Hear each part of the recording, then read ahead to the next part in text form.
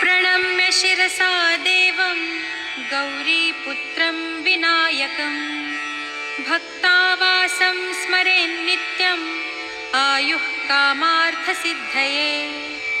प्रथमं वक्रतुण्डं च एकदन्तं द्वितीयकं तृतीयं कृष्णपिङ्गाक्षं गजवक्त्रं चतुर्थकं लम्बोदरं पञ्चमं च षष्ठं विकटमेव च सप्तमं विघ्नराजेन्द्रं धूम्रवर्णं तथाष्टमम् नवमं भालचन्द्रं च दशमं तु विनायकम् एकादशं गणपतिं द्वादशं तु गजाननं द्वादशैतानि नामानि त्रिसन्ध्यं यः पठेन्नरः।